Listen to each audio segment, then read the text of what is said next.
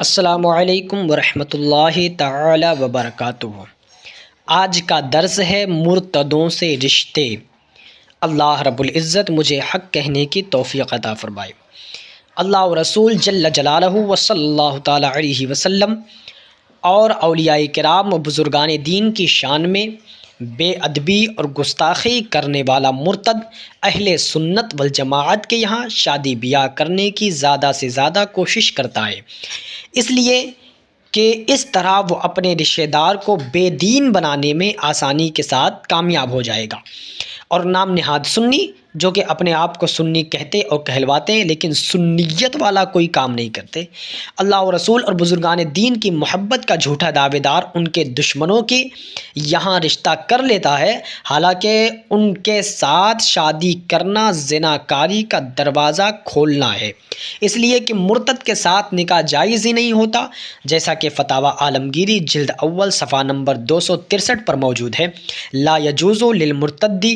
ان یتزوج مرتدۃ ولا مسلمۃ ولا کافرۃ اصلیۃ وکذلک لا یجوز نکاح المرتدۃ مع احد کذا فی المبسوط۔ مرتد کا نکاح مرتدہ، مسلمہ اور کافرہ اصلیہ کسی سے بھی جائز نہیں ہے، ایسے ہی مرتدہ کا نکاح کسی سے نہیں ہو سکتا۔ اسی طرح امام محمد علیہ رحمت و رضوان کی کتاب مبسوط میں مذکور ہے۔ لیکن حیرت اور سب سے بڑا المیہ تو یہ ہے کہ سنی اپنے باپ دادا کے دشمنوں سے رشتہ نہیں کرتا،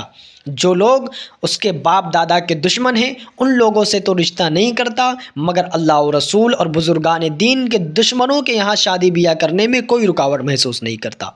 اور جب ان کے یہاں رشتہ کرنے سے منع کیا جاتا ہے تو کہتا ہے کہ اب وہ زمانہ نہیں رہا ان کے یہاں شادی کرنے سے اب روکا جائے۔ ایسے لوگ جب اور ترقی کریں گے تو ہو سکتا ہے کہ یہ ہندوؤں کے یہاں رشتہ کرنے میں بھی ان کو کوئی اعتراض نہ ہو، جیسا کہ آج کل بعض نام نہاد ترقی یافتہ مسلمان غیر مسلموں کے یہاں شادی بیاہ کرنے لگے، اور پھر ایسے لوگ جب اور بھی زیادہ ترقی کر جائیں گے تو اپنی بہن بیٹی کو بھی بیوی بنا کر رکھ لینے میں ان کو کوئی رکاوٹ محسوس نہیں ہوگی، اور جب منع کیا جائے گا تو وہ یہی بات کہیں گے کہ اب وہ زمانہ نہیں رہا، جیسا کہ بعض ترقی یافتہ ممالک کے لوگ بہن اور بیٹی کو بیوی بنا کر رکھنے لگے معاذ اللہ رب العالمین۔ اور بعض جاہل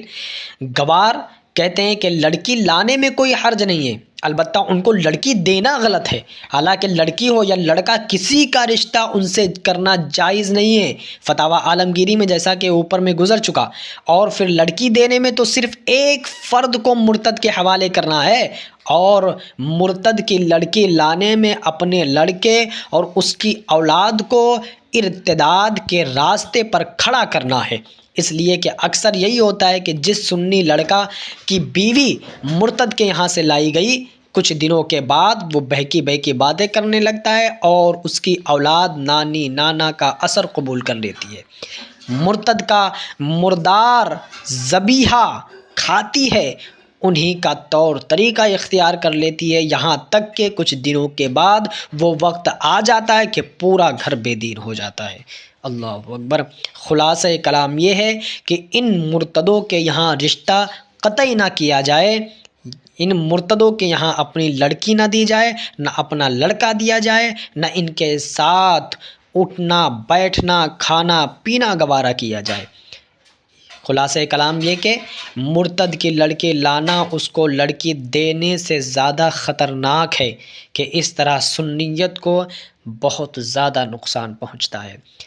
آپ اور ہمیں یہ چاہیے کہ اپنے آپ کو سنیت پر مضبوطی سے قائم رکھیں، اور اللہ ہمارا خاتمہ جب فرمائے تو سنیت پر فرمائے اور ہم دنیا سے باعزت